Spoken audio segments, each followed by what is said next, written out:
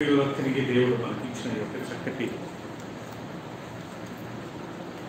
అవకాశాన్ని బట్టి ఈ బైబిల్ స్టడీలో తిరిగి మీ అందరినీ కలవడం నేను సంతోషంగా ఆనందంగా భావిస్తున్నాను. ప్రియులారా, సంతోషంగా ఉన్న వాళ్ళందరూ ఒకసారి థ్యాంక్ చేద్దాం. హల్లెలూయా. మనం ఏం చేసిన దేవుని కదా. Uday, nice meeting Uday, coming for first time for Bible study and wonderful. ప్రతి ఒక్కళ్ళు మనకు సండే వచ్చే వాళ్ళందరూ బైబిల్ స్టడీకి రావాలని నా ఆశ. ప్రియులారా, అండ్ అయినంత వరకు మన కుటుంబంలో అందరినీ ప్రోత్సహిస్తాం. ఇంట్లో కూర్చొని టీవీ చూడడానికంటే లేకుంటే దేవుడు సన్నిధికి వస్తే అది మనకు ఎంతో ఆశీర్వాదకరంగా ఉంటుందనే విషయాన్ని మనం దేవుడు వాక్యం ద్వారా ఎన్నోసార్లు నేర్చుకున్నాం. కాబట్టి గురువారం నాడు అందరూ ఇలా కరెక్ట్ సరే వచ్చామనుకోండి, మనం ఒక హాఫ్ అన్ అవర్ 1 అవర్ మంచి పాటలు పాడుకోవచ్చు కదండి. నాకు యేసయ్య గారి పాటలు అంటే చాలా ఇష్టం అండి. ఎంత ఇష్టం అంటే ఇంకా నన్ను మర్చిపోతాను. అంత మంచి మీనింగ్ఫుల్గా పాటలు ఉంటాయి కదా. అండ్ దేవుని స్తోత్రాలు. మనము ప్రియులారా 10 ఆజ్ఞలు 10 కమాండ్మెంట్స్ గురించి ఒక 2-3 వారాల నుంచి మనం నేర్చుకున్నాం కదా ప్రియులారా. 10 కమాండ్మెంట్స్. పాత నిబంధన కాలంలో ఈ 10 కమాండ్మెంట్స్ లేకపోతే ఈ 10 ఆజ్ఞలను యెహోవా దేవుడు, మీరు అందరూ అటెన్షన్ అయితే నేను చెప్తానండి.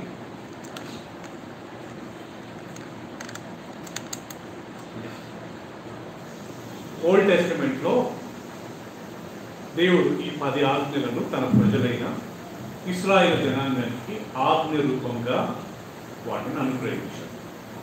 ఈ 10 ఆజ్ఞలు ఒక వ్యక్తి పాటించాడనుకోండి, అతను భూమి మీద సుఖంగా ఉండొచ్చు, రేపు పరలోక రాజ్యానికి కానీ చాలా సులభంగా వెళ్ళొచ్చు.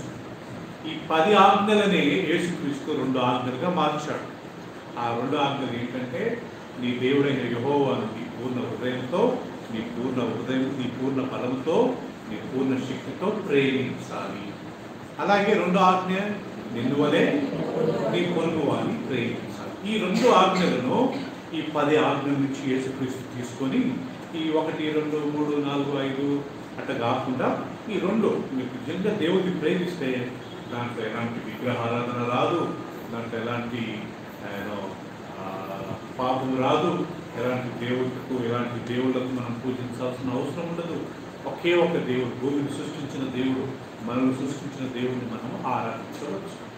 రెండోది, నిన్ను వలె నీ పొరుగు వారిని ప్రేమించుండి అన్నప్పుడు ఈ తక్కిన 6 ఆజ్ఞలు మనం లోబడినట్టే. ఒక వ్యక్తిని నన్ను వలె నా పొరుగు వారిని నేను ప్రేమించినప్పుడు అక్కడ వ్యభిచారం ఉండదు, అక్కడ నరహత్య ఉండదు, అక్కడ వాళ్ళ మీద పాపం చేసేది ఉండదు, లేకపోతే ఎలాంటి పాపం నేను ఆ వ్యక్తి పట్ల దొంగతనం చేయను, అబద్ధం ఆడను. ఎందుకంటే నన్ను వలే ఆ వ్యక్తిని నేను ప్రేమిస్తున్నాను. కాబట్టి ఎంత గొప్ప బోధ అంటే ఈ వాక్యాలు ఇవి దేవుడు 4000 సంవత్సరాల క్రితం ఆ యొక్క ఆజ్ఞలను దేవుడు మోషకు ఆజ్ఞాపించాడు. పోయిన వారం మనం నేర్చుకున్నాం. ఈ యొక్క 10 ఆజ్ఞలను దేవుడు ఎక్కడ ఇచ్చాడంట? సీనాయి కొండ మీద. ఎక్కడ ఇచ్చాడు? సీనాయి కొండ. ఈ సీనాయి కొండకు ఇంకొక పేరంట హోరేబు కొండ. నాకు చాలాసార్లు కన్ఫ్యూజన్ అయ్యేది. సీనాయి కొండ ఏంటి, హోరేబు కొండ ఏంటి? ఒక స్థలంలో అంటాడు, హోరేబులో నుండి మీ దేవుడైన యెహోవా మీతో మాట్లాడినప్పుడు, అగ్ని జ్వాలల మధ్య మీతో మాట్లాడినప్పుడు మీరు ఏ స్వరూపము చూడలేదని ఒక వాక్యం ఉంది. నాకు ఇప్పుడు ఆలోచన వచ్చి, హోరేబు ఏంటి? దేవుడు అగ్ని జ్వాలల మధ్యలో మాట్లాడింది సీనాయి కొండనే కదా, మరి ఈ హోరేబు కొండల నుంచి మాట్లాడాని అంటాడు ఏంటి అని తర్వాత నేను కొన్ని అక్కడ ఇక్కడ వెళ్తే హోరేబు కొండన సీనాయి కొండన 2 సేమ్ అండి. కాకపోతే ఈస్ట్ నుండి చూస్తే అది సీనాయి కొండ, వెస్ట్ నుంచి చూసినప్పుడు అది హోరేబు కొండ. సో కాబట్టి ఇవి 2 కొండలు ఈక్వలే. ఎప్పుడు ఇచ్చాడు దేవుడి 10 ఆజ్ఞలు అన్నప్పుడు, మోషే 40 రాత్రులు 40 పగుళ్ళు ఆయన ఎలాంటి ఆహారం భుజించకుండా కొండ మీదకి వెళ్ళి దేవుడు ఎప్పుడు ప్రత్యక్షమై ఈ ప్రజలకు ఏం ఇన్స్ట్రక్షన్ ఇస్తాడో, ఏం సలహా ఇస్తాడని ఆయన 40 రోజులు ఆహారం లేకుండా, నీళ్లు లేకుండా ఆయన కొండ మీదనే ఉన్నాడు. ఎందుకు ఆయన కొండ మీదకి వెళ్ళాడంట ప్రియులారా?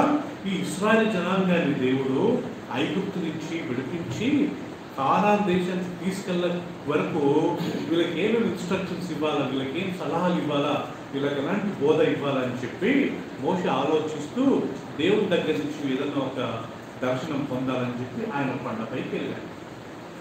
సో 40 రాత్రులు 40 పగుళ్ళు ఆయన అన్నం తినకుండా, ఈ బయట మనం పోయి వారం నేర్చుకున్నాం. ఆ 40 రాత్రులు ఆయన ఏం తినలేదంట, ఏమీ తాగలేదంట, టోటల్గా ఉపవాసంగా ఉన్నాడంట పిల్ల. సో ఈ యొక్క 40 రాత్రులు 40 పగులు అయిన తర్వాత యెహోవా దేవుడు ఆ యొక్క కొండ మీదకి ప్రత్యక్షమై అగ్ని జ్వాలల మధ్య ఆ పొదలలో నుండి మాట్లాడాడంట. ఆ పచ్చటి చెట్టు కాలుతుందంట, కానీ అది మాడిపోలేదంట, ఎండిపోలేదంట. దాని నుంచి మంటలు వస్తున్నాయి, కానీ తర్వాత చెట్టు యాజ్ యూజువల్గా అది పచ్చగానే ఉన్నదంట.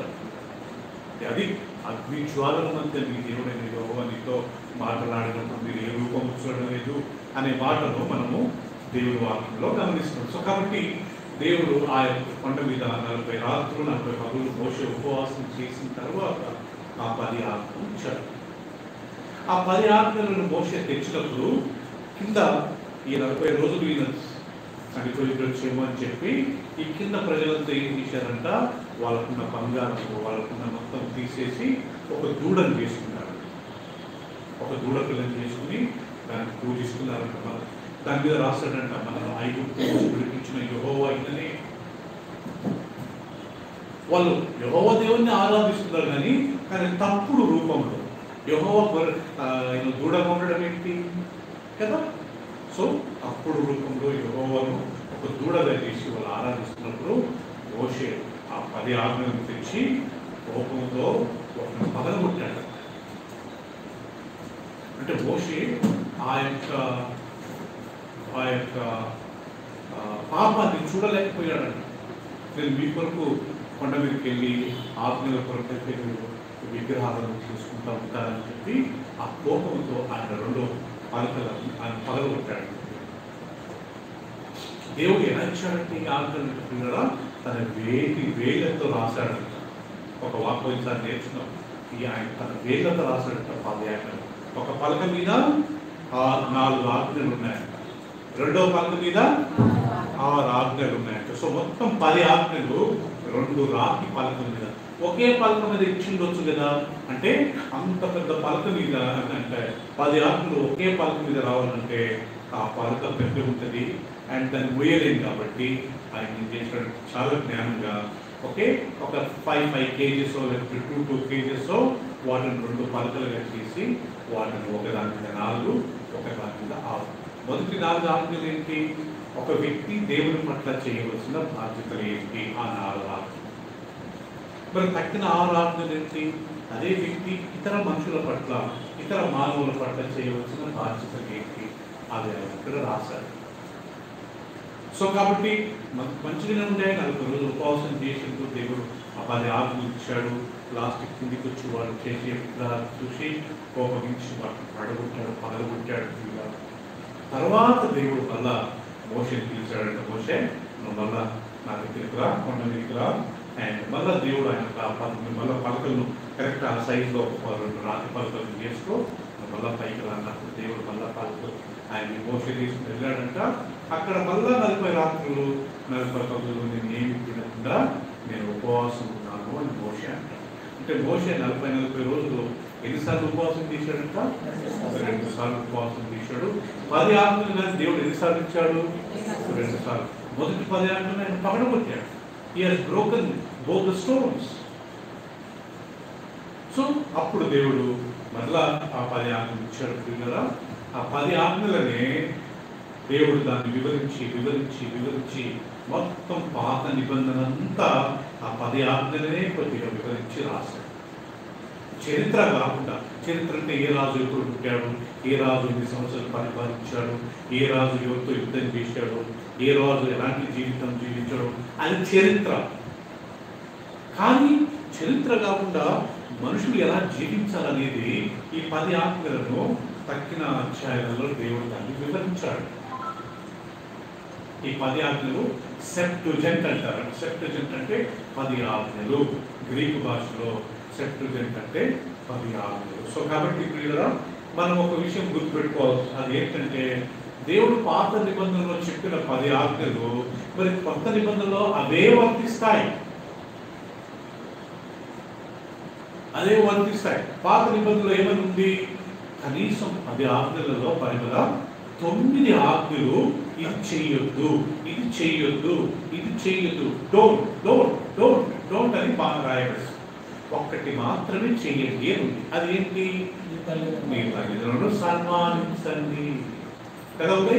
కానీ తక్కిన 9 చెయ్యొద్దు, వ్యభిచరించొద్దు, దొంగలించొద్దు, అబద్ధం ఆడొద్దు, నీ పొరుగు వారిని చంపొద్దు, వాళ్ళని ఆశించొద్దు, అని చెయ్యొద్దు, చెయ్యొద్దు, చెయ్యొద్దు, చెయ్యొద్దు. సో 10 కమాండ్మెంట్స్ లో ఒక గొప్పతనం ఏంటంటే 10 ఆజ్ఞలు 9 ఆజ్ఞలు చెయ్యొద్దు, చెయ్యొద్దు, చెయ్యొద్దు, చెయ్యొద్దు. కానీ మనం కొత్త నిబంధనలకు వస్తే కొండ మీద ప్రసంగంలో 10 మాటలు యేసు ప్రభు చెప్పాడు.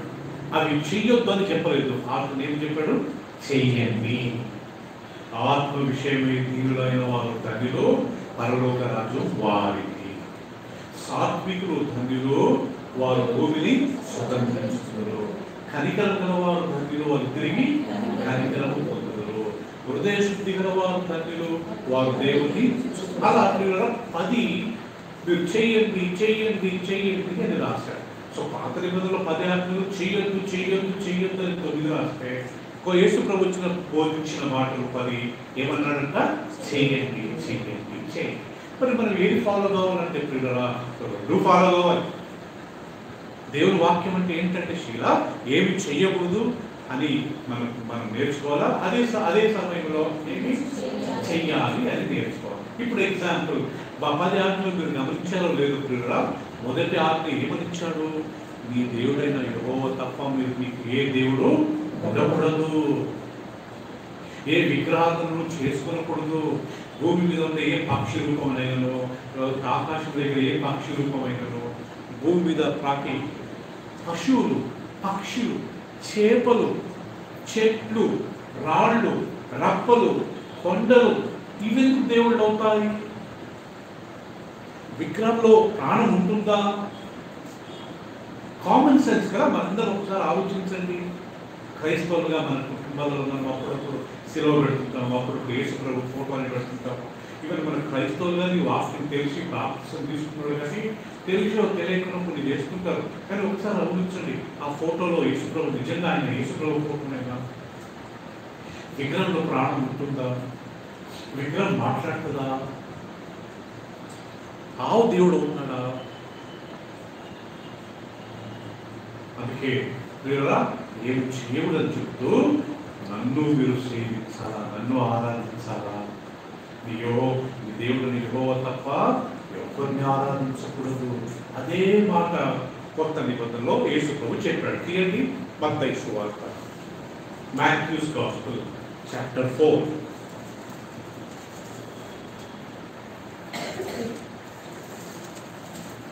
యేసుక్రీస్తు ఏమని చెప్పాడు ఇక్కడ? మత్తయి సువార్త 4వ అధ్యాయం. యేసుక్రీస్తు కొండ మీద ఉపవాసం చేస్తున్నాడండి. అరణ్యంలో ఎక్కడ ఉపవాసం చేస్తున్నప్పుడు సాతాను వచ్చి యేసు ప్రభువును శోధిస్తాడు. ఏమని శోధిస్తాడంటే, నువ్వు నిజంగా దేవుని కుమారుడు అయితే ఈ రాళ్ళను రొట్టెలుగా చెయ్యి అన్నప్పుడు ప్రభు అంటాడు, మనుషులు రొట్టె వల్ల మాత్రమే కాదు, దేవుని నోట నుండి వచ్చు ప్రతి మాట నుండి బ్రతుకును. తర్వాత సాతాను గడు ఏమంటాడంటే 10వ వచనం అండి, 19వ వచనం, నీవు సాగిలపడి నాకు నమస్కారం చేసినలా వీటన్నిటి నీకు ఇచ్చదని ఆయనకు చెప్పగా యేసు వానితో, సాతాను పొమ్ము, ప్రభు అయిన నీ దేవునికి మొక్కి ఆయనను మాత్రమే సేవింపవలనని రాయబడి ఉన్నదనేనో. ఎక్కడ రాయబడింది ఈ మాట? 10 ఆజ్ఞలు. సో ఏ విగ్రహాలను చేయకూడదు. చూసారండి, ఆ 10 ఆజ్ఞలలో రాయబడిన మాట ఇక్కడ యేసుక్రీస్తు రిపీట్ చేశాడు. ఏమని చెప్పాడు? మరియమ్మ, నువ్వు ఈ దేవుడైన యెహోవా తప్ప ఎవరిని ఆరాధించకూడదు, ఎవరిని మొక్కకూడదు, ఆయన మాత్రమే ఆరాధించాలి. సాతాను అంటాడు, నీకు భూమి మీద ఉన్న వైభవము, భూమి మీద ఉన్న అంత మహిమ నీకు ఇస్తానంటే నాకు అవసరం లేదు బాబు, నీ మొక్కడం ఏంటి? దేవుని వాక్యంలో రాయబడ్డది. యేసుక్రీస్తు వాక్యాన్ని కోట్ చేస్తున్నాడంటే యేసుక్రీస్తు పాత నిబంధనలో 10 ఆజ్ఞలు తెలుసు.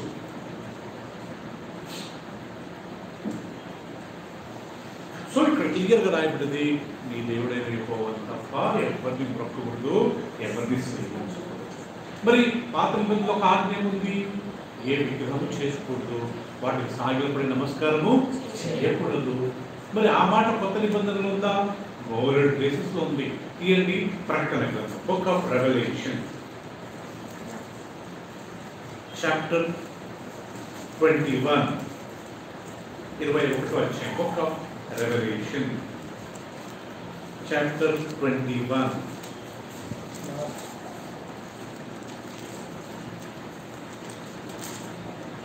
8వ వచనం చూడండి. ఇక్కడ విగ్రహారాధన గురించి ఉందా లేదా చూస్తే 8వ వచనం నేను చదువుతాను. పిరికి వారును, అవిశ్వాసులను, అసహ్యులను, నరహంతకులను, వ్యభిచారులను, మాంత్రికులను, విగ్రహారాధికులు ఉందా? విగ్రహారాధికులు అబద్ధికులందరూ అగ్ని గంధకములతో మండు గుండంలో పాలు పొందుదురు. ఇది ఎన్నవ మరణము?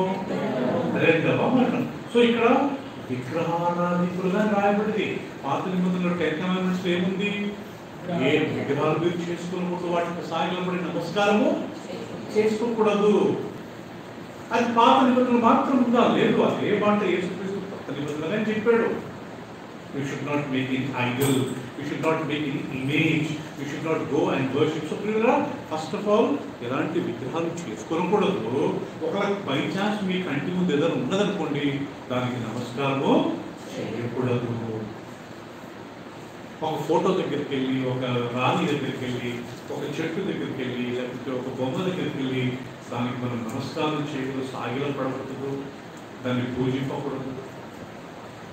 ఈ దేవుడిని యెహోవా రోషం కలిగిన దేవుడు, నేను నిన్ను సృష్టిస్తే నువ్వు పోయి ఆ చెట్లకు రాళ్ళకు పూజిస్తావని చెప్పి దేవుడు రోషంగా కోపం ఉంటాడంట. సో కాబట్టి ప్రియులారా, సో పాత నిబంధనలో దేవుడు ఏవైతే చెప్పాడో అదే మాటలు మొత్తం కొత్త నిబంధనలో ఆయన రిపీట్ చేసి 10 ఆజ్ఞల్లో ఒక ఆజ్ఞ మాత్రమే కొత్త నిబంధనకు వచ్చినట్ల కొద్దిగా మార్పులు వచ్చాయి. ఏంటంటే 6 రోజులు మీరు పని చేసి 7వ రోజు మీరు విశ్రాంతి తీసుకోవాలి. 7వ రోజు ఎవరు? నీ దాసైనా, నీ దాసుడైనా, నీ పని మనిషి కానీ, నీ ఆవు కానీ, నీ గాడిద కానీ ఆ రోజు ఎలాంటి పని చేయకూడదు. అంటే 6 రోజులు అంటే 6 రోజులలో ప్రియుల ఆదివారం నుంచి వాళ్ళు ఎంచేవారు. ఆదివారము, సోమవారము, మంగళవారము, బుధవారము, గురువారము, శుక్రవారము, శనివారం. 7వ రోజు అంటే 6 రోజులలో వాళ్ళకి ఏ రోజు అంట? శనివారం. కానీ యేసు ప్రభు వచ్చిన తర్వాత ఆ శనివారం మాట పోయి ఎప్పుడు వచ్చిందంట ప్రియురాది? ఆదివారంగా మారింది. మనందరం తెలుసు యేసు ప్రభు ఎప్పుడు లేచాడు మరణం నుండి? 4 సువార్తలలో చివరి అధ్యాయంలో ఏం రాయబడ్డది? యేసు తీసుకున్న ఆ యొక్క సమాధి బండ తెరవబడ్డది. ఆదివారం తెల్లవారుజామున దేవుడితో వచ్చి ఆ బండను జరిపి ఆ బండ మీద కూర్చున్నాడు అంటే తెల్లని వస్త్రం ధరించుకున్నాడు. అప్పుడు మగ్దలేని మరియ వచ్చి అయ్యా అయ్యా ఆమె ఏమనుకున్నది? ఈయన తోటమాలి, ఇక్కడ గాఢనరు, అయ్యా నువ్వు మా యొక్క యజమాని నీ దేహాన్ని మోసుకొని పోయావా, ఆయన కనబడట్లేదు. ఆదివారం అపోస్తల కార్యంలో ఆదివారం మేమందరం రొట్టె తెచ్చినాయి ఉండగా చూడండి ఆ వాక్యం కదా. ఆదివారము అపోస్తల కార్యం 20వ అధ్యాయము మనం చాలాసార్లు చదువుకున్నాం ఆ వాక్యం. 7వ వచనం అందరు తీసిన తర్వాత అని read better chapter 20 verse 7.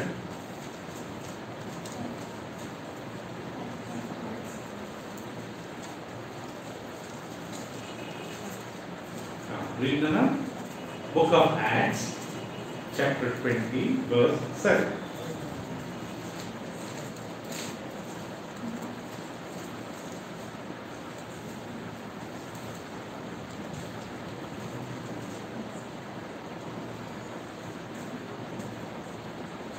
Did you open?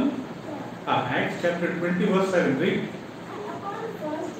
Upon first day of the week, when disciples came together to break bread, Paul preached unto them, ready to depart on tomorrow. Right. So ఆదివారమున మేము రొట్టె విరుచుటకు కూడినప్పుడు పౌలు మరునాడు వెళ్ళనయింది వారితో ప్రసంగించుచు అర్ధరాత్రి వరకు విస్తరించి మాట్లాడుచుండెను. ఎప్పుడంట మేము ఆదివారం నాడు మేమందరం రొట్టె విరుచుని కూడినప్పుడు, అంటే పాత నిబంధన కాలంలో వాళ్ళు ఆ వారమంతా ఆదివారం, సోమవారం, మంగళవారం, బుధవారం, గురువారం, శుక్రవారం ఈ 6 రోజులు పనిచేసి 7వ రోజు, ఏ రోజు అది శనివారం నాడు అందరు మందిరానికి వెళ్ళి లేకపోతే అందరం కూర్చుని దాన్ని సబ్బత్తు అంటారు, విశ్రాంతి దినము అంటారు. ఆ రోజు ఎవరు పని చేయకూడదు, గుట్టులకు వెళ్ళకూడదు, డబ్బు సంపాదించకూడదు, వ్యాపారం చేయకూడదు, మందిరానికి రాకుండా ఫ్రెండ్స్ అని లేకపోతే చుట్టాలు వచ్చిందని లేకపోతే పిక్నిక్ అని కదా మనం వెళ్ళకూడదు. అది ఎవరికి ప్రతిష్ఠించబడ్డది? దేవుడు. అది సృష్టించి మనల్ని సృష్టించి దేవుడు. ఆ రోజు చేసుకో. 7వ రోజు విశ్రాంతి, నీ భార్య పిల్లలతో, నీ భర్త పిల్లలతో, మీ తల్లిదండ్రులతో సమయం గడుపు. ఆ రోజు ఫ్రెండ్స్ వచ్చిందని, ఆ రోజు ఎక్కడికి ఊరికి వెళ్ళామని చెప్పి మన మందిరాన్ని మానుకుంటే మనకు ఆశీర్వాదంగా ఉండదు పిల్లలు. ఎందుకు దేవుడు ఆ మాట చెప్పారు? నాకు ఇంపార్టెన్స్ ఇవ్వండి. మనందరము ఆదివారం కూడా ఏ పనులు చేయకూడదు, ఎక్కడికి వెళ్ళకూడదు, మందిరానికి రావాలి. తక్కి రోజులలో ఎక్కడికైనా, తక్కి రోజుల్లో చుట్టాలు వచ్చారు, లేకపోతే నా కూతురు దగ్గరికి వెళ్ళాను, నా కొడుకు దగ్గరికి వెళ్ళాను కదా. ఆదివారం దేవుని మందిరానికి మనం తీసుకురావడం. కానీ కొత్త నిబంధనలో ఇలా అంటారు, ఆదివారం మేము కూడి వచ్చినప్పుడు. ఎందుకు వచ్చాము మేము? రొట్టె అంటే ప్రభురాత్రి బలను వాళ్ళు ఆదివారం నాడు తీసుకునేవారు అంట. ప్రియులా, ఇంకొక వాక్యం తీసుకున్నాం. కొరింథీయులకు రాసిన మొదటి పత్రిక, 1 Corinthians 16th chapter, 16వ అధ్యాయం. 1 Corinthians 16th chapter. Ricky, read loudly verse 1. Now concerning the directions for the saints, as I have given order to the churches of Galatians. Even so do ye. For I make you sorry. Who is he then that maketh me glad, but the same which made me sorry by me? Continue. And I wrote this same unto you, lest when I came, I should have sorrow from them. 1 Corinthians, sir. No, he's reading 2 Corinthians. అవునా? పరిశుద్ధుల కొరకైన, అందరి దగ్గరలోకి పరిశుద్ధుల కొరకైన చందా విషయం అయితే నేను గలతీయ సంఘములకు నియమించిన ప్రకారం మీరు చేయండి. నేను వచ్చినప్పుడు చందా పోగు చేయకుండా ప్రతి ఆదివారమున, ఎప్పుడంట? ప్రతి ఆదివారమున మీరు ప్రతివాడు తాను వర్ధిల్లిన కొలది మీ యొద్ద కొంత సొమ్ము నిల్వ చేయవలెను. ఎంత చక్కగా రాయబడుతుంది కదా. మీరు సంఘముగా గలతీయులకే ప్రకారం చేయండి. నేను వచ్చినప్పుడు చందా పోగు చేయుటకు ప్రతి ఆదివారం మీరు ప్రతివాడు తాను వర్ధిల్లిన కొలది తన యొక్క కొంత సొమ్ము నిల్వ చేయవలెను. అంటే దీనికి అర్థం ఏంటంటే, మీరు సందేశం అంటే మీరు మందిరానికి వచ్చినప్పుడు మీరు ఆ వారం అంతా సంపాదించి, ఈ రోజుల్లో నెలకు జీతం కదా, మీరు ఆ రోజుల్లో వీక్లీ శాలరీ, డైలీ వేజెస్, మీరు ఎంత సంపాదిస్తారో దాంట్లో మీరు వర్ధిల్లిన కొలది అంటే అర్థం ఏంటి? ఒక 1000 రూపాయలు మీకు జీతం. అప్పుడు మీరు ఆ 1000 రూపాయల్లో మీరు వర్ధిల్లిన కొలది ఒక 100 రూపాయలు దేవుని కొరకు తీయండి. 2000, నెక్స్ట్ ఒక 1 ఇయర్ తర్వాత దేవుడు 2000 పెంచారు, అప్పుడు మనం ఎంత తీయాలా? 2000. అదే కదా, మీరు వర్ధిల్లిన కొలది. మనకు 10,000 పెంచితే మనం ఇంకా 1000 రూపాయలు, ఇంకా 100 రూపాయలు ఇచ్చామనుకోండి ప్రియులరా, అది మనం దేవుని దగ్గర 9 ఇచ్చినట్టు అంటాడు కదా. మీరు నా ద్వారా 9 ఇచ్చారు, మీరు దొంగలు, మీకు ఇచ్చింది తినడం కాకుండా నా డబ్బుగా మీరు తింటున్నారని మలాకి గ్రంథంలో ఆయన రాస్తాడు కదా. యవనస్తులంతా నేర్చుకోవాలి, మనం దేవుని దగ్గర దొంగతనం చేయకూడదు. మనకు వచ్చింది ఫస్ట్ మనం దేవునితో తీయాలా, అది దేవుడి సన్నిధికి దేవుడికి ఇవ్వాలి. ఆదివారం వచ్చినప్పుడు దాన్ని చెయ్యాలా. ఇక్కడ చూడండి, ఆయన అంటాడు కదా, మీరు ప్రతి ఆదివారం మీరు కూడినప్పుడు మీరు వర్ధిల్లనప్పుడు ఆ సందానం, ఆ కానుకను మీరు వందనాన్ని తీసుకొని నేను అంటాడు. ఎప్పుడది? ఆదివారం నాడు. సో పాత నిబంధన కాలంలో 10 ఆజ్ఞల్లో ఒక ఆజ్ఞ ఏంటి? 6 రోజులు మీరు పని చేయాలి, 7వ రోజు విశ్రాంతి తీసుకోవాలి. మరి మనకు న్యూ టెస్టిమెంట్ యేసు ప్రభు వచ్చిన తర్వాత మనం నేర్చుకునేది ఏంటంటే ఆ యొక్క శనివారం నాడు కాదు, ఇప్పుడు మనం ఆ పూరి ఆరాధించేది ఏ రోజంట? ఆదివారం. ఎందుకు ఆదివారం నాడు శారం? ఆ రోజు యేసుక్రీస్తు పునరుత్థానుడయ్యాడు, మరణాన్ని గెలిచి లేచాడు. ఆదివారం ఎందుకు మనకు స్పెషల్ అంటే కదా, ఆ రోజు యేసు ప్రభు మరణానికి అందుకే సామాన్యంగా పెళ్లిళ్ళు చేసుకోరు. ఆదివారం ఎవరు పెట్టుకోరు, ఏ క్రైస్తవుడు పెట్టుకోరు పెళ్లి. అది పరిశుద్ధమైన దినం, అది దేవుడిని ఆరాధించే దినం. ఇక్కడ చూడండి, మేము ఆదివారము రొట్టె విరిచిన కూడినప్పుడు అంటాడు. ఇక్కడ అంటాడు, మీరు ఆదివారము దేవుని మందిరానికి వచ్చినప్పుడు మీరు వర్ధిల్లనప్పుడు.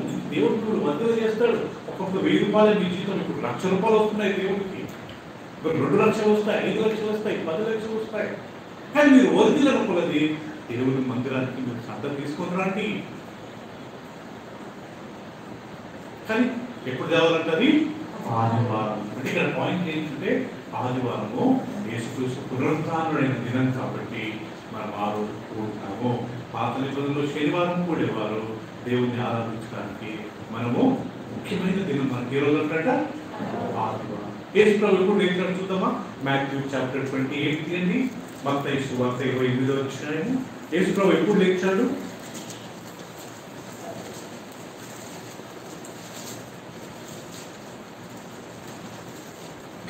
Rohit, English another verse 1. Now after the Sabbath, toward the dawn of the first day of the week, Mary Magdalene and the other Mary went to see the tomb, and behold. చాలు తెలుగులో. విశ్రాంతి దినము గడిచిపోయిన తర్వాత ఎప్పుడంటది? ఆదివారం తెల్లవారుచుండగా మగ్దలేని మరియా మరియయు వేరొక మరియయు సమాధి చూడవచ్చింది. ఇదిగో ప్రభు దూత పరలోకం నుండి దిగి వచ్చి రాయి పొర్లించి దాని మీద కూర్చున్నాను. అప్పుడు మహాభూకంపము కలిగిన. పిల్లరా ఇక్కడ గమనిస్తే యేసు ప్రభు కొన్ని కింద అవుతే యేసుక్రీస్తు ఆ రోజు లేచాడు.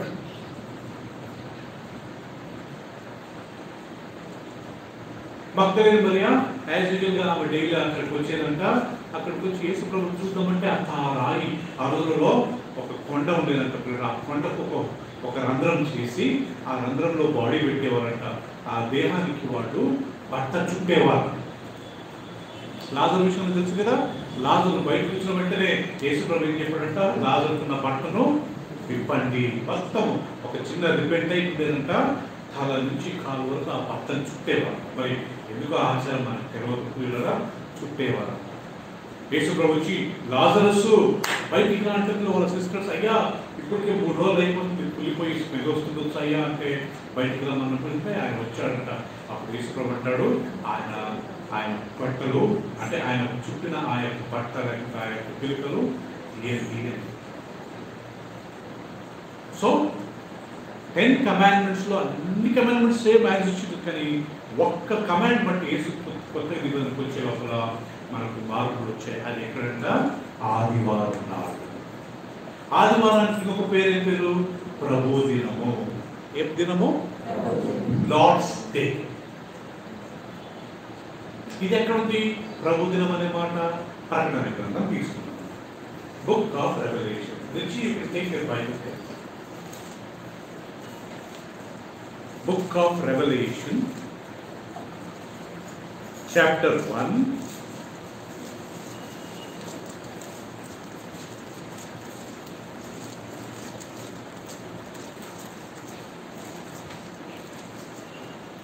జెరూసలేం చదువునా? బుక్ ఆఫ్ రెవల్యూషన్ చాప్టర్ 1 చెప్తున్న ఒక విషయము.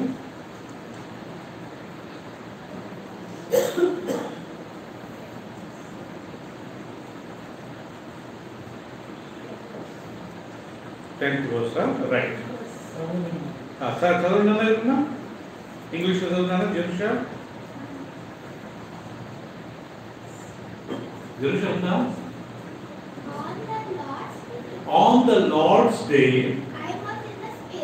I was in the spirit, and I heard behind me a loud voice like, చాలా ప్రభు దినమందు ఆత్మవశుడనై ఉండగా బూరదని వంటి గొప్ప స్వరము నీవు చూస్తున్నది పుస్తకంలో రాసి ఇంకా దాని తర్వాత ఎక్స్ప్లెయిన్. సో ఏ రోజు అంటది? ప్రభు లార్డ్స్ డే. ఎప్పుడంట సుప్రియ లార్డ్స్ డే? సండే.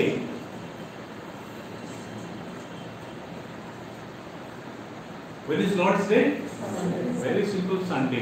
ప్రభు దినముందు నేను ఆత్మవశుడైంది, పరవశుడైంది, దేవుని ఆత్మలను పరలోకానికి కొనిపోబడ్డాను. అప్పుడు ఆయన పరలోకం నుండి ఆ యొక్క ఆయన దర్శనాన్ని చూశాడంట. పిల్లల దేవుని ముఖము తెల్లదంట, ఆయన వెంట్రుకలు ఉన్ని మాత్రం ఉన్నాయంట, ఆయన వేసుకున్న బట్టలు తెల్లగా దగ్గరగా మెరుస్తున్నాయంట, ఆయన పాదములు అది ఒక రకమైన బంగారంతో పోల్చారు. పిల్లల అట ప్రభు దినము అనగా ఆదివారం నాడు. సో పాత నిబంధనలో వాళ్ళు దేవుని శనివారం నాడు ఆరాధించేవారు. ఇప్పుడు మనం ఎప్పుడు ఆరాధిస్తున్నాము? ఆదివారం నాడు.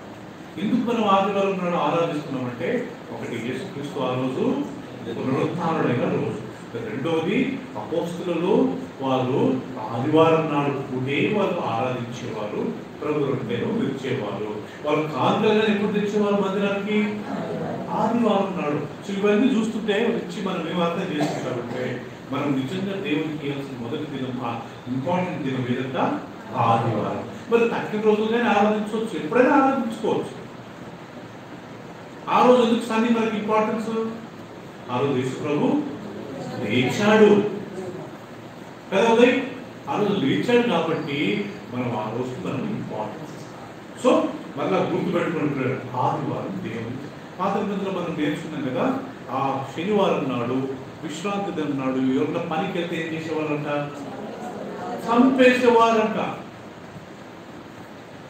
అరణ్యంలో ఈ 6 లక్షల మంది అందరూ వెళ్తూ వాళ్ళ భార్య పిల్లలు 30 లక్షల మంది వెళ్తున్నప్పుడు ఒక సాటర్డే రోజు అందరూ ఎక్కడో కూర్చొని దేవుని ఆరాధించుకుంటూ దేవునికి టైం చెప్పుకుంటే ఒక వ్యక్తి పుల్లలు ఏర్పడానికి వెళ్ళాడంట.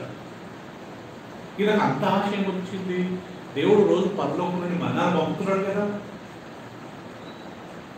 మన్నాను పంపుతున్నాడు, తిండి లేక కదా ఆయనమ్మ. మేబీ ఆయన అనుకుంటే రోజు మన్నాను తిరిగి బోర్ అయిపోయిందిరా బాబు, ఏదైనా చేసుకున్నాను చెప్పి ఏదో పక్షిలో దేని పట్టుకొని ఉంటారు, స్పెషల్గా వండుకుందామని చెప్పి ఏం ఏర్పడానికి పోయిందంట? పుల్లలు ఏర్పడానికి పోయిందంట. ఆ విషయాన్ని కొంతమంది వచ్చి మోసకి చెప్పారు, అయ్యా ఇదిగో ప్రభుదిన ముందు ఎవరు ఏం పని చేయకూడదు, ఆ వ్యక్తి మాత్రం పుల్లలు ఏర్పడానికి వెళ్ళాడు అన్నప్పుడు మోసే అతన్ని పిలిపించి ఆ 12 మంది పెద్దలను పిలిపించి ఇంకో ఇలా చేసినట్టు అందరూ కలిసి ఆయనను రాళ్ళతో కొట్టి చంపేసి, నీకు దేవుడు ఇది పెట్టి పగటి పూట మేఘస్తంభం నుంచి, రాత్రి పూట అగ్నిస్తంభం నుంచి, బండల నుంచి కష్టపడాల్సిన అవసరం లేదు, దున్నాల్సిన పనే లేదు, డ్యూటీకి వెళ్ళాల్సిన పనే లేదు, నెలకు కావాల్సిన రేషన్ ఉంది నీకు, సంవత్సరానికి కావాల్సిన రేషన్ ఉంది నీకు, తిండి నీరు మొత్తం ఇచ్చాడు. అయినా కానీ అంత ఆశ ఏంటి? ఆదివారం నాడు దేవుని మందిరానికి రాకుండా, లేకపోతే కృష్ణాంతి దినంలో దేవుని సన్నిధికి చేయకుండా అప్పుడైనా డబ్బు సంపాదిస్తావా?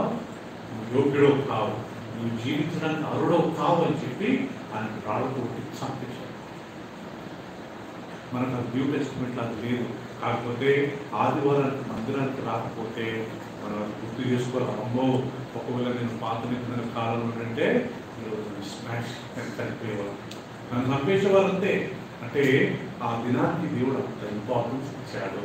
ఇక్కడ అర్థం ఏంటి? ఆ రోజు పని చేసుకో బాబు, డ్యూటీ చేసుకో, ఆ రోజు పో సంపాదించుకో, నువ్వు ఏమేమి అన్ని చేసుకో, అది ఒక్కరోజు దేవుడి సన్నిధికి దేవుడికి ఇంపార్టెన్స్ ఇవ్వాలి. మనకు ఆశ ఉండాలంట. ఏది ఏమైనా కదా, ఆదివారం నేను దేవుడి సన్నిధి నేను మిస్ కాను, నేను తప్పిపోను. మనమే కాదు, మన కుటుంబంలో ఉన్న వాళ్ళు మనం ప్రేరేపించాలా. ఆదివారం ఎక్కడ పోవద్దు, మందిరానికి రావాలా, అక్కడి రోజులు ఎక్కడ పోండి.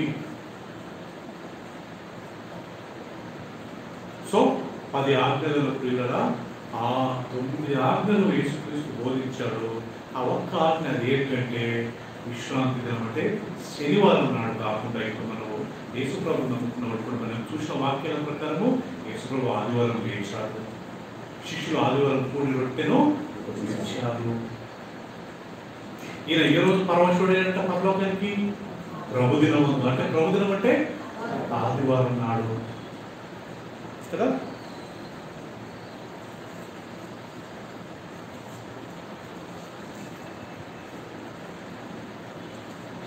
ప్రభుదినం అనే మాటకి ఏమన్నా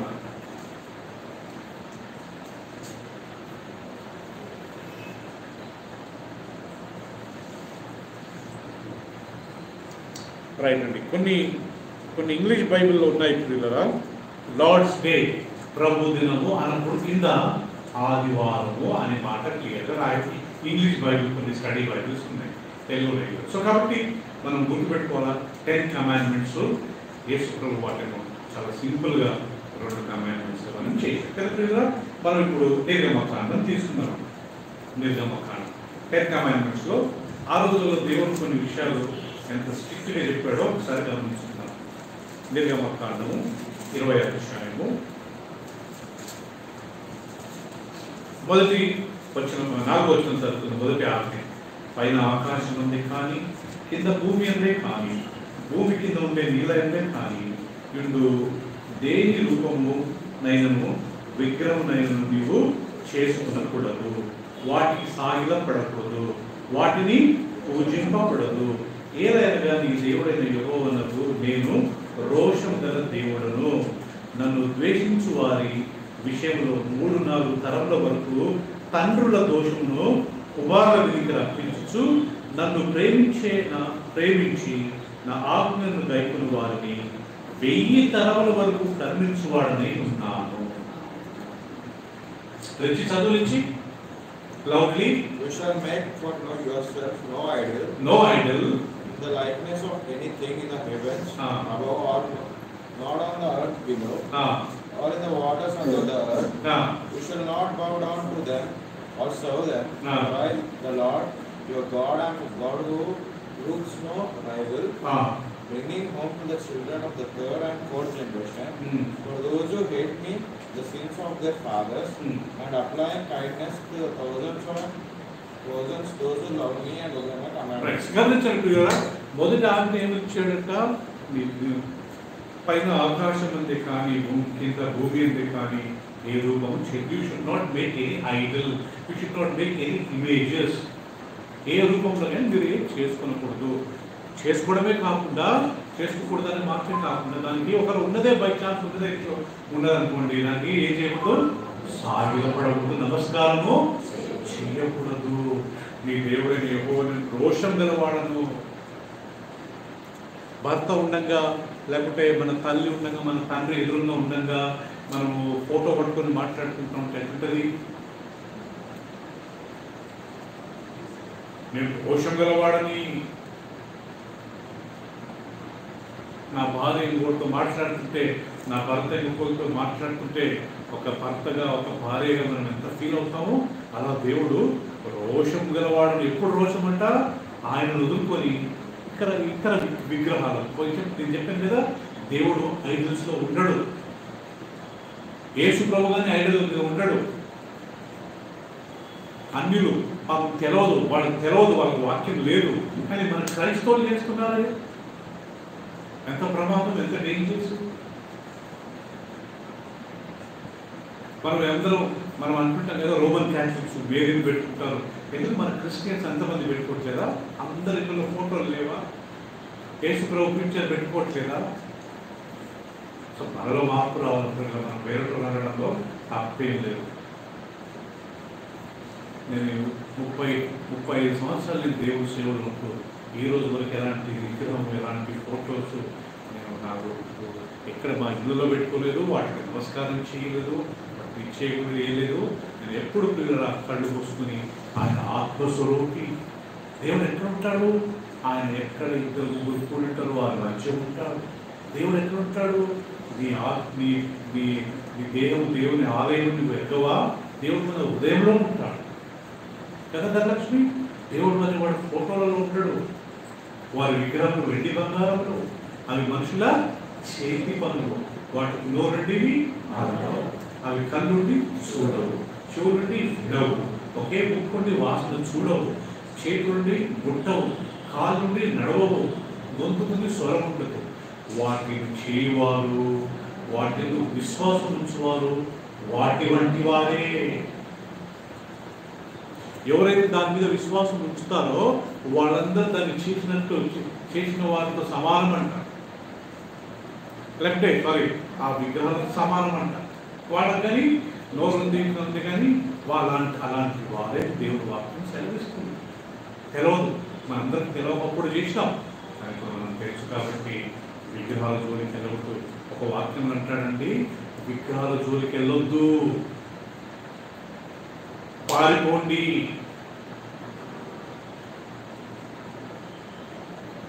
అది ఏ విగ్రహమైనది, స్త్రీ రూపమైననో పురుష రూపం మీరు చేసుకునకూడదని పోయితే don't make any male or female. ఎవరు చెప్పారు అది యేసు ప్రభు ఫోటో అని? ఎవరు చెప్పారు అది జీసస్ ఫోటో అని?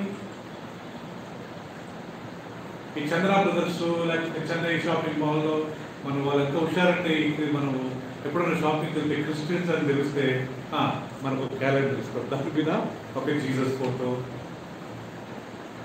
మనం ఏం చేస్తాం దాని గురించి? దాని మీద ఎవరు జీసస్ ఉన్నాడు కదా. ఎవరు నాకు చెప్పింది బాబు? జీసస్ కాదు. ఎవరు చెప్పినప్పుడు జీసస్ అలా ఉంటాడని? ఒకళ్ళు ఉన్నా కానీ మనం అది ప్రేమించి నా ఆజ్ఞల ప్రకారం మీరు జీవించండి, 1000 తరాల వరకు నేను మిమ్మల్ని దీవిస్తాను. మీరు నా మాట వినకుండా విగ్రహాలకు వాటికి ఇంపార్టెన్స్ ఇచ్చి వాటికి పోయి నమస్కారం చేసి వాటికి మనం పూజ చేస్తే తండ్రుల దోషము పిల్లల మీదకి ఎన్ని తరాలంట? 4 తరాలు. అంటే ఇంకా ఒక రకంగా మా డాడీ చేసిన ఆ విగ్రహాలకి నా జీవితం అంతా అంటే అర్థం ఏంటంటే మీరు ఒకటే ఏడుపు, ఎప్పుడు చూసిన సిక్కులు, ఎప్పుడు చూసిన ఫైనాన్షియల్ ప్రాబ్లం, ఎప్పుడు చూసిన ఇంట్లో గొడవలు, ఒక పీస్ ఆఫ్ మైండ్ ఉండదు, పేషెంట్ ఆయాసం జీవితం అంతా, భార్య ఉన్న భర్త ఉన్న నెమ్మది ఉండదు. అది పిల్లల శాపం అంటే 2 కాళ్ళు తిరిగి 2 చేతులు తిరగడం కాదు, అంత ఉంటుంది కానీ ఒక రకమైన నెమ్మది ఉండదు. ఆయాసకరం, హాస్పిటల్స్ ఎంత సంపాదించినా ఉండదు. అట్లా నేను కొన్ని పాపం చేసి నాకు అయిపోతే సరిపోదు. నా పిల్లలు ప్లస్ 6 పిల్లలు ప్లస్ ఆయన పిల్లలు 4 తరాల వరకు ఏడ్చుకుంటూ కూర్చోవాలండి.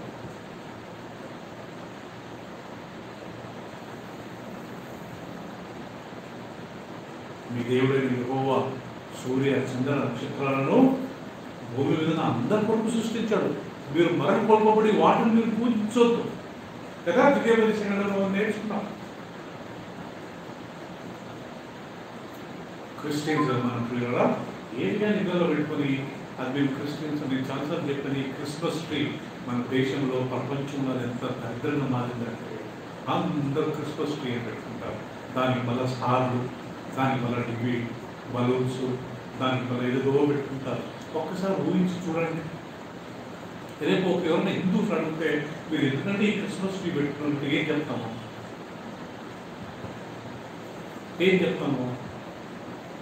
Why are you keeping this tree?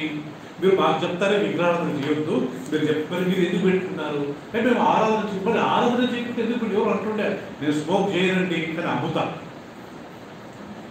నేను తాగనండి కానీ అమ్ముతా. అమ్మిన వాడు పాపం చేసినట్టు కదా. I don't worship, but why did you keep?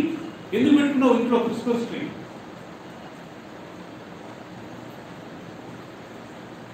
ఏమి చేసుకుంటే ఎంత సీరియస్ అంటే దేవుడు అంటే ఆశ్రమాసం అన్ని దేవుడు గారు కావాలంటే కుదరదంట కదా.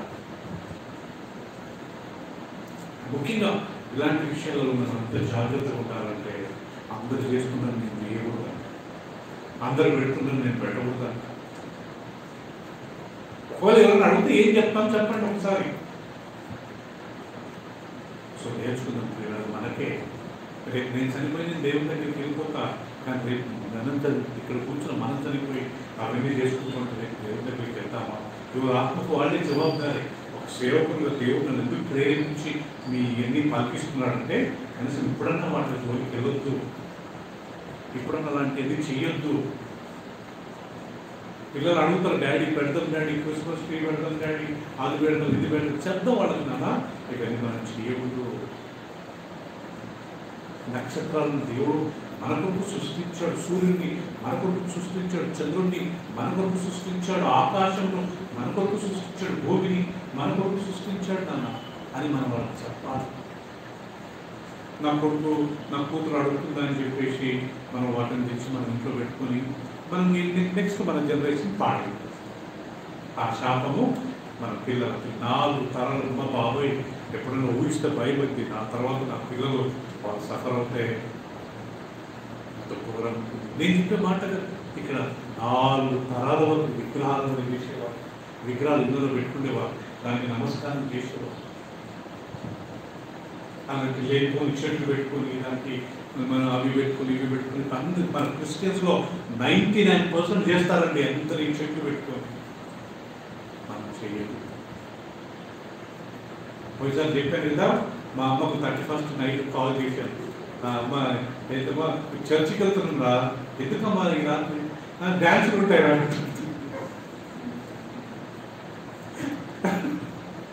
మొన్న 31st డిసెంబర్ డ్యాన్స్ ఏంటమ్మా? ప్రతి సంవత్సరం డ్యాన్స్ వేసి వచ్చేచ్చు. సో కాబట్టి మన క్రిస్టియన్స్లో ఏదంటే డ్రామాలు ఉంటాయి, డ్యాన్సులు ఉంటాయి, ఎంత అసహ్యం ఉంటుంది కదా. పెద్ద పెద్దలు స్టేజ్ మీద డ్యాన్స్ వేసి మన దేవుని పాటలు డ్యాన్స్ పెట్టి దేవుని మందిరం దానిగా మీరు ఎక్కడన్నా తిరిగారా? ముస్లిం మస్జిద్లలో అలాంటి చూసారా? డ్యాన్స్ వేసుకోడు,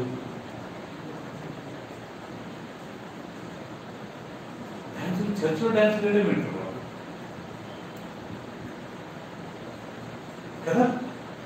బైబిల్ స్టడీకి రానంటే రాదు, కానీ డ్యాన్స్ ప్రాక్టీస్లోకి వెళ్తారు 4-5 వారాలు కదా. రాయమ్మా నేను చూసిన ఈ నుంచి 20 కిలోమీటర్లు టుడే ప్రాక్టీస్. ఏం ప్రాక్టీస్? 25th మాకు డ్రామా ఉంది చర్చిలో, ప్రాక్టీస్. సో మన ఇలాంటి జోలికి వెళ్ళకూడదండి. దేవుని మందిరము పరిశుద్ధ వాక్యాన్ని వినాలి, వాక్యాన్ని ధ్యానించాలి. ఎన్ని వాక్యాలు ఉన్నాయి ఇలాంటి ఎందుకు భయం అవుతుంది. నేను ఏదైనా పాపం చేసి ఆ విగ్రహాల జోలికి వెళ్తే నా పిల్లలు వారి పిల్లలు 4 తరాల వరకు బతుకున్నా. ఎప్పుడు కొంతమంది చెప్తున్నారు, సార్ మావాడు ఎప్పుడు సిక్ అవుతుంది, మా కూతురు ఎప్పుడు సిక్ అవుతుంది, ఎంత సంపాదించినా ఇంట్లోనే ఉండట్లేదండి పైసలు, ఎప్పుడు చూసినా గొడవ అండి. నాకు మా మిస్సెస్ ఆఫీస్లో ఒకటే తిట్టడు, మా బాస్ ఎప్పుడు చూసినా ఏదో ఒక హాస్పిటల్ బిల్లు, ఏదో ఒక ప్రాబ్లం ఇస్తారు. ఎందుకంటే ప్రియురా, మనం దేవుని కాకుండా ఈ దేవుడు సృష్టించిన సృష్టిని మనం పూజిస్తున్నాం. రోమీలకు రాసిన పత్రిక, ఇశ్రాయేలీలు చేసిన తప్పులు ఒక తప్పు ఏంటి చూడండి ప్రియురా, దానికి దేవుడు ఇచ్చిన శిక్ష ఏంటో చూడండి.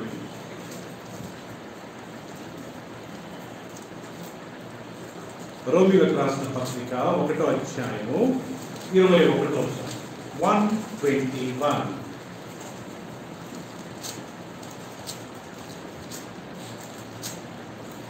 దయచేసి అందరు గమనించండి, నేను చదువుతాను మీ కొరకు. రైట్. మరియు వారు దేవుని ఎరిగియు ఆయనను దేవునిగా మహిమపరచలేదు, కృతజ్ఞతాస్తుతులు చెల్లింపను లేదు, కానీ తమ వాదముల యందు వ్యర్థులైన వారి అవివేక హృదయము అంధకారమాయను, తాము జ్ఞానులమని చెప్పుకొనుచు బుద్ధిహీనులైన వారు అక్షయుడగు దేవుని మహిమను క్షయమగు మనుషుల యొక్కయు, పక్షుల యొక్కయు, చతుష్పాద జంతువుల యొక్కయు, పురుగుల యొక్కయు ప్రతిమ స్వరూపముగా మార్చిరి. అర్థమైందా? ఇశ్రాయేల్ జనాంగం ఏం చేశారంట? వాళ్ళు దేవుని ఎరిగి ఆయన దేవునిగా మహిమపరచలేదు. కృతజ్ఞత, థ్యాంక్స్ అనే మాట అసలు చెప్పడం లేదు. తాము జ్ఞానులమని చెప్పుకొని ఏమయ్యారంట? బుద్ధిహీనులయ్యారంట. క్షయుడకు దేవుని ఓకే, అక్షయుడకు దేవుని క్షయం అంటే నశించేది, అక్షయము అంటే నశింపని, పరమణిగా ఉండేది. సో అక్షయుడకు దేవుని క్షయమగు మనుషుల రూపంలో, పశువుల రూపంలో, పక్షుల రూపంలో చేసి వాటికి నమస్కారం చేశారంట. అందుకు దేవుడు ఏం చేశాడు చూద్దామండి. 26వ వచనం. అందువలన దేవుడు తుచ్చమైన అభిలాషకు వారిని అప్పగించెను. వారి స్త్రీలు సైతము స్వాభావికమైన ధర్మమును విడిచి స్వాభావిక విరుద్ధమైన ధర్మమును అనుసరించచ్చు. అటువలే పురుషులు కూడా స్త్రీ యొక్క స్వాభావికమైన ధర్మమును విడిచి పురుషులతో పురుషులను అవాచ్యమైనది చేయొచ్చు. తప్పిదములను తగిన ప్రతిఫలము పొందుచు ఒకరిలో ఒకడు అంతేకాకుండా మరియు వారు తమ మనసులో దేవుని చోటి అని నొల్లకపోయేది కనుక చేయరాని కార్యములు చేయటకు దేవుడు భ్రష్ట మనసును వారికి అప్పగించారు. అట్టి వారు సమస్తమైన దుగ్గు చేతను, దుష్టత్వము చేతను, లోభము చేతను, ఈర్ష చేతను నిండుకొని మత్సరము, నరహత్య, కలహము, కపటము, వైరమును వాటితో నిండిన వారై కొండెగాండ్రును, అపవాదులను, దేవద్వేషులను, హింసకులను, అహంకారులను, బింకములాడువారును, చెడ్డవాటిని కల్పించువారును, తల్లిదండ్రులకు అవిధేయులను, అవివేకులను, మాట తప్పువారును, అనురాగరహితులు అంటే ప్రేమ లేని వారు, నిర్దయులనైరి ఇట్టి కార్యములను అభ్యసించువారు మరణములకు తగిన వారు అని దేవుడు న్యాయ విధిని వారు బాగుగా ఎరిగి వాటిని చేయుచున్నారు. ఇది మాత్రమే కాక వాటిని అభ్యసించు వారితో సంతోషముగా సమ్మతించుచున్నారు. వీళ్ళు నిజమైన దేవుణ్ణి విడిచి విగ్రహాలను, వాటి నీతిని పూజిస్తూ దేవునికి థ్యాంక్స్ చెప్పినందుకు ఎంత ఘోరంగా రాయబడింది. దేవుడు వారిని చెడ్డ వాటికి అప్పగించాడు. దేవుడు అప్పగించాడంట. ఉదయ్ చావు, నీ ఇష్టం, చావురా బాబాయ్. ఎన్ని పాపాలు ఉన్నాయండి. ఒకరోజు ఒక దేవుని సేవకుడు ఈ అధ్యాయం మీద వాక్యం చెప్పాడు. ఇదే ఇప్పుడు నేను చదివిన ఈ వాక్యాలు చెప్పిన తర్వాత ఆయన డిన్నర్కి పిలిచారట. కూర్చుండంటే ఆయన డిన్నర్ చేయలేదంట. ఈ వాక్యం చెప్పిన తర్వాత మనిషి హృదయం ఎంత పాపం ఉంటుందా అని చెప్పి ఆయన డిన్నర్ చేయలేదు. అన్ని రకమైన పాపాలు ఉన్నాయి.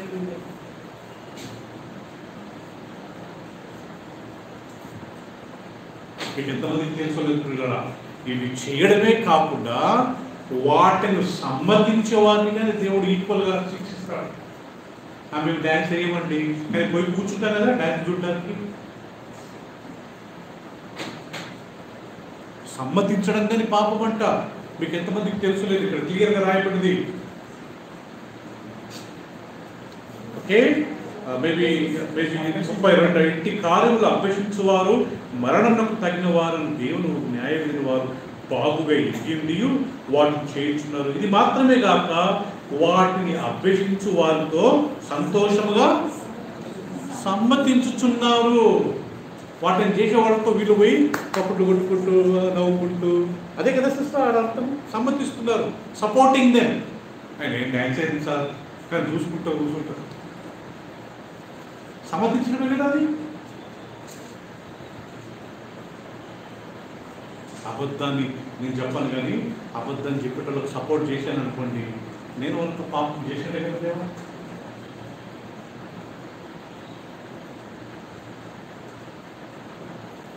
సో ప్రియులరా, దేవుడు రోషన్ కలిగిన వాడికి ఎన్ని చదువుతుంటే అర్థమైంది. ఇంత రోషన్ కలిగిన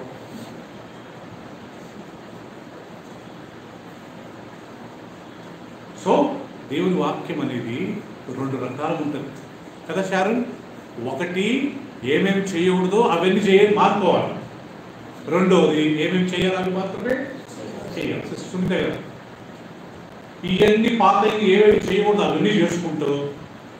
ఇక్కడ యేసు ప్రభువుని మనం నమ్ముకున్నాం అనుకోండి, వాక్యం ప్రకారం మనం దేవుని రాజ్యంలో ప్రవేశించాలి. ఇవి మానుకొని ఇవి కానీ చేయకుండా ఉంటే అయినా కానీ దేవుని రాజ్యంలో ప్రవేశించాలి. చెడ్డ వాటిని ఏవేవి చేయకూడదు అవి మానుకోవాలి కదా.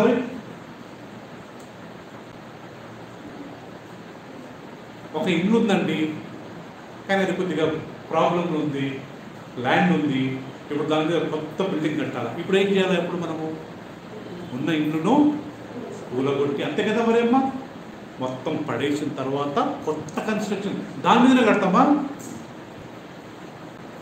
కడతామా ఉదయ్? కూలిపోద్ది, పెట్టి ఎంత వేస్ట్. మా ఇంటి అక్కడ పాత ఇంట్లో ఉన్నప్పుడు ఆ పక్కన ఒరిస్సా ఉంటారు కదా, వాళ్ళంతా ఇల్లు కూలగొట్టి మొత్తం ఓపెన్ చేసేసి అలాగే మనం కానీ ఏమేమి మానుకోపడి ఇన్ని ఎంత క్లియర్ ఉంది. అవి చేయొద్దు, అవి చేయొద్దు, వాటి జోలికి వెళ్ళొద్దు, వాటిని చేసుకుంటూ వాళ్ళతో సమ్మతించొద్దు, నేను జ్ఞానిని అనుకోవద్దు, ఆదివారం మందిరానికి రావాలండి. సో ఏమేమి చేయకూడదు అన్నీ మానుకోవాలంట. రెండోది ఏమేమి చెయ్యాలో అవి అన్నీ చేయాలి. సో గుర్తుపెట్టుకుంటున్నా, ఇవి పాతవి ఏమేమి మానుకోవాలో అవి మానుకోకుండా మనం ఎంత చేసినా కానీ పరలోక రాజ్యం. నేను చెప్పే మాట కాదు, దేవుని వాక్యం ప్రియుల ఇది నేర్చుకుంటే మనం ఎంత ఒక్కడు చాలంట. దేవుని కొరకు నిజంగా జీవించేవాడు ఒక్కడు చాలంట. కాంప్రమైజ్ చేసుకుంటూ ఇక్కడ విన్నట్టు విని మనకి ఇష్టం వచ్చినట్టు జీవించుకుంటూ ఉంటే మనం ఎప్పుడు కానీ ఇంపాక్ట్ చేయలేమంట, దేవుని కొరకు జీవించలేమంట. అది మరి ఘోరం. అది ఆజ్ఞలు 10 కమాండ్మెంట్స్ పాత నిబంధన కాలంలో దేవుడు ఏవేవి చెప్పాడో అవే 10 కమాండ్మెంట్స్ యేసు ప్రభు కానీ వాటిని 2 ఆజ్ఞలుగా మార్చాడు. 10 ఆజ్ఞల్లో ఏమేమి చేయకూడదని రాశాడు. ఈ యేసుక్రీస్తు కొండ మీద ప్రసంగంలో ఏమేమి చెయ్యాలని రాశాడు. మరి ఏం చేయాలి? ఇప్పుడు ఆత్మ విషయమై అనుకుంటారు, గర్వించకూడదు. ఏ విషయాన్ని బట్టి కానీ మనం గర్వించకూడదు, తగ్గించుకోవాలి. ఇప్పుడు యేసు ప్రభు చెప్పిన మాట ఇవి చెయ్యాలి. ఎంత డబ్బున్నా, ఎంత జ్ఞానం ఉన్నా, ఎంత చదువున్నా, ఎంత ఇది ఉన్నా కానీ, ఎంత ఇది చేసినా దేవుడి కృప, దేవుడి దయ. నేను ఏ పాట పాడను, మనం గతాన్ని మనం మర్చిపోకూడదంట. ఒకప్పుడు మనకు తిండి లేదు, ఒకప్పుడు బట్టలు లేవు, ఒకప్పుడు సరిగ్గా ఇళ్లలో లేవు, అద్దె ఇళ్లలో ఉన్నాము. ఈరోజు సొంత ఇల్లు వచ్చిన మాత్రాన మనం గర్వించకూడదు. దేవుని కృప అండి. దేవుడు మన మాటలలో, మన ప్రవర్తనలో మార్పు రాకూడదు, తగ్గించుకోవాలా. ఆత్మ విషయమై దీనంగా ఉండడం అంటే అర్థం ఏంటి? తగ్గించుకోవాలా, గర్వించకూడదు. ఎంత కారు కొన్నా, ఎంత బైక్ కొన్నా, ఎంత ఇల్లు కొత్తగా కొన్నా, ఎంత డబ్బు సంపాదించుకున్నా, ఎంత ఏమి వచ్చినా దేవుని కృప, దేవుని దయ, ఆయన కృప లేకుండా నేను బతకలేను అని మనుషులతో దేవుని దయ చెప్పాలి. ప్రభు నేను ఏ పాట తాను, ఏ పాట వాడను, ఇవి చేయవద్దు, ఇవి చేయాలి. కనికరం గర్వారు తండ్రిలో వేరొకరు కొత్త కనికరం చూపుతున్నాం. అయ్యో పాపం. మా ఇంటికి వచ్చి మేరీ ఆమె చెప్పింది, అయ్యా మాకు తెలిసిన ఒక చుట్టాలు చనిపోయారు, మేము మా మిస్సెస్ ఈరోజు వెళ్ళొచ్చాం. పాపం పోయి అంకుల్ దర్శించి చిన్న ప్రేయర్ చేసి ఏదో చిన్న చేతిలో ఆఫరింగ్ అది చుట్ట కనికరం చూపాలి. మనకు తెలుసు కదా, మనం నోటీస్లో వాళ్ళు ఉన్నారు కదా, మనకు పరిచయమే కదా. కనికరం చూపిస్తుంది. వాడు చచ్చిపోతే నాకేంటి, వాడు హాస్పిటల్ ఉంటే నాకేంటి అని ఉండకూడదంట. మనం నోటీస్కి వచ్చిందా తక్షణమే వెళ్ళాలా, తక్షణం వాళ్ళని దర్శించాలా, అయితే ఒక సాయం చేస్తాం కదా మేఘన. అది కరెక్ట్. నేను విగ్రహం చేయండి, ఏం నమస్కారం, కానీ విగ్రహం చేయాలండి అంటే మనం పరలోకానికి వెళ్ళాలి కదా. అవి చేయకూడదు, ఇవి చేయాలి. అవి చేయను, ఇవి చేయనంటే మనం పరలోక రాజ్యం వెళ్ళాలి కదా. ఉదయ్ లేదంటే నేను అభిగానం చేస్తా, ఇవి కానీ చేస్తా అంటే పరలోక రాజ్యానికి వెళ్ళాలి. రైట్. సో వచ్చే వారము మనం ఇదే 10 కమాండ్మెంట్స్ గురించే ఇంకా చాలా ఉన్నాయి పిల్లల. అండ్ ఒక్కొక్క వారం దేవుడు ఒక్కొక్క విషయం. సో అందరు ప్రియులుగా అయినంత వరకు మన కుటుంబంలో ప్రతి ఒక్కరిని ప్రోత్సహిస్తాం. అండ్ మందిరానికి కూర్చోడానికి గురువారం వస్తాము. అండ్ ప్రార్థన చేస్తాం. పరిశుద్ధులైన మా తండ్రి, మీ ఘనమైన పరిశుద్ధమైన నామమును బట్టి స్తోత్రాలు చెల్లిస్తున్నాము. ఈ సాయంకాల సమయంలో మేమందరం మీ సన్నిధికి వచ్చి ఈ వాక్యం వినడానికి కృపనిచ్చారు తండ్రి. తెలియదు, మాకు ఎన్నో విషయాలు తెలియదు ప్రభు, కానీ మీ వాక్యం ద్వారా ఇది తెలుసుకుంటున్నాం. మీరే మాకు మాట్లాడు. ఇది మీ స్వరం ప్రభు. మేము ఒట్టి ఉన్నప్పుడు ఈ మాటలను ఈ సబ్జెక్టే రాదు, కానీ మీ సన్నిధికి వచ్చి ఆయన ప్రార్థనకు వచ్చినప్పుడు ప్రభు ఈ విషయాలు మేము వినగలుగుతున్నాం. మీ వాక్యం ఎంత బలమైనది, ఎంత నిజమైనది. మేమందరం అన్నిలోగా ఉండేటప్పుడు విగ్రహాలను చేసుకున్నామేమో. ఈరోజు మా అందరినీ మార్చారు. ఎన్నో విషయాలు మాకు తెలుగుతున్నాను. కాబట్టి నాయన మేము ఇక మీద ఏవి చేయకూడదో అవన్నీ మానుకొని, ఏవేవి చేయాలో అవి మాత్రమే చేయాలి. అలాంటి కృపను మాకు దయచేయండి. ఎలాంటి పరిస్థితులు కానీ ప్రభు మేము అవి మానుకొని ఇవి చేసుకోకుండా ఉంటే నాకు దేవుని రాజ్యం లేదు. అవి చేస్తాం ఇవి చేస్తామంటే మాకు దేవుని రాజ్యం ఉండదు. మేము ఏవేవి చేయకూడదో అవన్నీ మానుకొని వాటి జోలికి వెళ్ళకుండా ఏవేవి చేయాలో అవి మాత్రమే. యేసుప్రభు చెప్పాడు, 10 విషయాలు చెప్పాడు. కనికరం గలవారు తండ్రి, ఆత్మ విషయమై దీనిలో వారిని తండ్రి తగ్గించుకోవాలి. వెలుటల పట్ల కనికరం చాలా చూపించాలి. అలాంటి కృపను మా అందరికీ దయచేయండి. ఇశ్రాయేల్ జనాన్ని గురించి మేము చదివాం. వాళ్ళు నాయన అక్షయుడు దేవుని విడిచిపెట్టి క్షయముకు విగ్రహాలను, మనుషుల రూపమును, చతుష్పాద జంతువులను చదివాం ప్రభు. వాటిని చేసేవారే కాకుండా వాటికి సపోర్టింగ్ చేసేవాళ్ళు కానీ ప్రభు వారికి మరణం అనేది వాక్యాన్ని మేము ఇప్పుడే చదువుతున్నాం. సో కాబట్టి ఇక్కడ కూర్చున్న మేము కొన్ని పాపాలు మేము చేయకపోవచ్చేమో, కానీ అలా చేసేవారితో మేము సమ్మతించి వాళ్ళకు మేము సపోర్టింగ్గా ఉంటే, అక్కడికి వెళ్ళి మేము కూర్చున్నట్లయితే వాళ్ళతో మేము పాలు పొందినట్టే, వారి పాపంలో మేము పాలు పొందినట్టే. కాబట్టి ప్రభు దయచేసి మా అందరికీ ఆత్మీయంగా మరి ముఖ్యంగా మీ బిడ్డలు ఎంత ప్రేమగా మీ వాక్యం వినడానికి ఎంత ఆసక్తి వచ్చారు. ప్రతి ఒక్కరికి దీవించండి. మా సంఘంలో మీ మందిరానికి వచ్చే ప్రతి ఒక్కరిని పేరు పేరున దీవించండి. ప్రతి కుటుంబాన్ని దీవించండి. వారి పిల్లల్ని ఆశీర్వాదించండి. జ్ఞానమంతుడు, దేవుని భయభక్తులు ఎందు, నీ ప్రేమ ఎందు ఎదిగే కృప దయచేయండి. మందిరం అంటే డ్యాన్సులు, మందిరం అంటే ప్రభు డ్రామాలు కాదు. మందిరం అంటే పరిశుద్ధత, మందిరం అంటే నీతి, న్యాయం. మనం కొన్ని మంచి విషయాలు నేర్చుకోవాలి. మందిరంలో ఎంటర్టైన్మెంట్ ఉండకూడదు ప్రభు. మాకు అలాంటి కృపనివ్వండి. మాకు ఈ వాక్యం అవసరం, ఈ మాటలు మాకు అవసరం. మాతో మాట్లాడి వచ్చిన ప్రతి ఒక్కరిని దీవించండి. ఇంకెవరెవరైతే రాలేదో వారిని కానీ వచ్చే వారిని మా మధ్యకి నడిపించండి. నిశ్చితమైతే మాకు ఇచ్చిన స్థలం గురించి ప్రార్థిస్తున్నాను. నిశ్చితమైతే ఆయన అలవారు ప్రాంతంలో చిన్న మందిరం కొరకు నేను ఆరాధించడానికి అది రెడీమేడ్ బిల్డింగ్ కానివచ్చు, అది నేను ఎంపీ ప్లాటే కావచ్చు ప్రభు. నిశ్చితమైతే మాకు వచ్చిన స్థలం ఒక 100 గజాలైనా పర్వాలేదయ్యా. నిశ్చితమైతే మా అందరికీ దయచేయండి ప్రభు. తద్వారా మీరు మా యవ్వనస్తులందరినీ దీవించండి. చిన్నపిల్లలందరినీ ఆశీర్వదించండి. ప్రతి కుటుంబం నుండే భార్య, భర్త, వారి పిల్లలను ఆశీర్వదించండి. వారి తల్లిదండ్రులను దీవించండి. సహోదరులను దీవించండి. మా మందిరంలో అనేక కొత్త వచ్చినప్పుడు సాయం చేయండి. ఉన్నవాడు స్థిరం నుండి కృపను దయచేయండి. మా మీద అలిగి కోపపడి వెళ్ళిపోయిన వాడు మళ్ళీ తిరిగి వచ్చినప్పుడు నీకు వాక్యానికి లోబడుతూ వాళ్ళందరినీ మా మధ్యకు నడిపించండి. తండ్రి, మాకు మీ రాజ్యం కావాలి. మేము మీతోనే ఉండాలి ప్రభువా. మేము మందిరానికి వచ్చినప్పుడు నటించి బయటికి వెళ్ళినప్పుడు మేము నాయన నటించకూడదు ప్రభువా. మేము బయట ఎట్టుంటాము, మందిరం పెట్టుకుంటాం, అలాగే ఉండాలి. మందిరం ఎలా ఉంటామో బయట అట్నే ఉండాలి ప్రభువా. ఎవరు చూడట్లేదని మేము నటించకూడదు ప్రభువా. ప్లీజ్, మీకు తెలుసు మేము ఎంత యథార్థంగా ఉన్నాము. మా అందరికి సాయం చేయండి. వచ్చిన ప్రతి బిడ్డను మా హృదయపూర్వకంగా ఆశీర్వాదిస్తున్నాం. మీ దీవులు నేను కుమరించండి. రాని వారిని జ్ఞాపకం చేసుకుంటాం. వారిని కానీ మీరు ఆశీర్వదించండి. మా దేశంలో శాంతి, సమాధానం దయచేయండి ప్రభు. మంచి నాయకులను మాకు ఇవ్వండి. ఇప్పుడున్న నాయకులను దీవించండి ప్రభు. మంచి జ్ఞానాన్ని తెలివినివ్వండి ప్రభు. అందరి పట్ల న్యాయంగా ప్రవర్తించే నాయకులకు మంచి జ్ఞానాన్ని ఇవ్వండి ప్రభు. నరేంద్ర మోడీ గురించి ప్రార్థిస్తున్నాం. మా నాయన ప్రెసిడెంట్ గురించి ప్రార్థిస్తున్నాం. ఇక్కడ ప్రభు తెలంగాణలో ఉన్న మా చీఫ్ మినిస్టర్, ఆంధ్రలో ఉన్న జగన్మోహన్ రెడ్డి, మా ప్రతి ఒక్కరి నాయకులు మీ చేతికి సమర్పిస్తున్నాం. దీవించండి, మంచి జ్ఞానాన్ని ఇవ్వండి, గొడవలు కాకుండా సాయం చేయండి. మా దేశము దేవుని కొరకు వర్తిల్లాలి. భారతదేశం గురించి బైబిల్లో రాయబడ్డది ప్రభు. 12 మంది శిష్యులలో ఒక శిష్యుడు తోమా మా భారతదేశానికి వచ్చాడు ప్రభు. మేము ధన్యులమయ్యాం, నో డౌట్.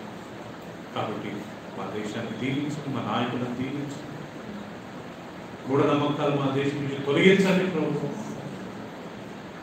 అందరూ ప్రాక్టికల్గా చదువుకొని మీ మార్గంలో నడిచి రేపు మీ రాజ్యం వచ్చే నెరవేర్చండి. మీకు వందనాలు చెల్లిస్తూ తిరిగి అందరూ వెళ్తున్న క్షేమం మీలో చేరుకుని దయచేయండి. రేపు జరిగే ఆదివారం జరిగే ఆరాధనలో మీరు మీకు పొందుకుని క్రీస్తు పేరట ప్రార్థించి వేడుకుంటాం తండ్రి. ఆమేన్, ఆమేన్. మన తండ్రి అయిన దేవుని ప్రేమ, కుమారుడైన యేసుక్రీస్తు కృప, పరిశుద్ధాత్మ సహవాసం మనందరికీ ఆయన ప్రేమించు వారికి ఇప్పుడు సదాకాలం తోడండి కాక. Amen, amen. అందరికి praise the lord. Praise the lord. Praise the lord. Snacks tonight, please kindly have snacks.